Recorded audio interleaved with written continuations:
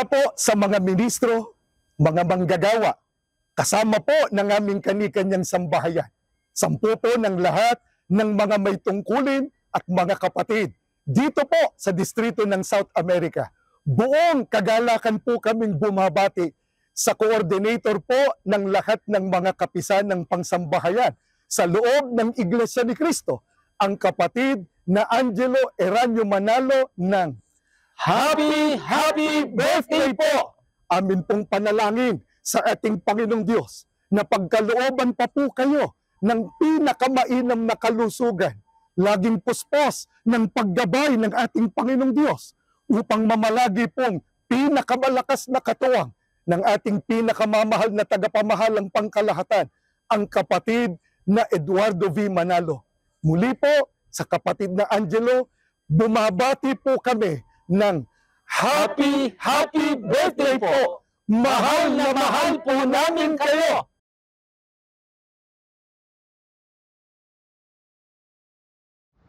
Feliz cumpleaños, hermano Angelo Eranio Manalo.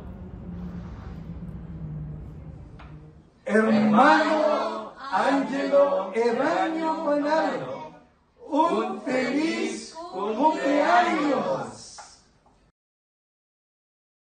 Kami po ay buong kagalakang bumabati sa pagsapit po ng kaarawan ng pinakamamahal po naming kapatid, ang tagapag-ugnay ng mga kapisan ng pangsambahayan at pinakamalakas na katuwang ng ating namamahala, ang kapatid na Angelo Eranio Manalo. Feliz cumpleaños, hermano Angelo Eranio Manalo. Le amamos mucho. Feliz aniversario! Nós te amamos muito!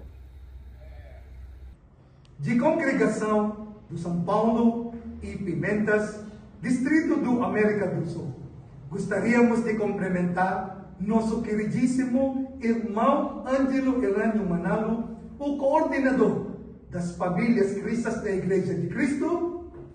Feliz aniversário!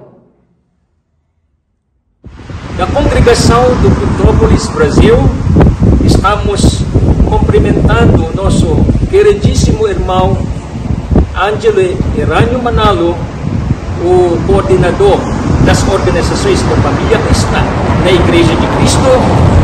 Feliz aniversário!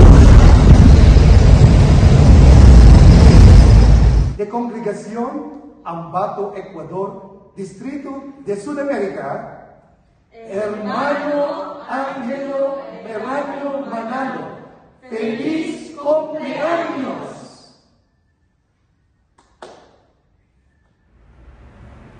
Mula po sa capital ng Brazil, Brasilia Group Worship Service, distrito po ng South America.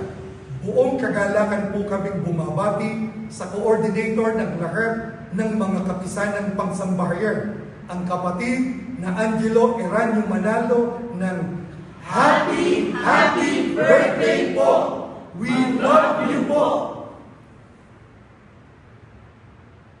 De Congregación Paute, Ecuador, Distrito de Sudamérica, feliz cumpleaños, hermano!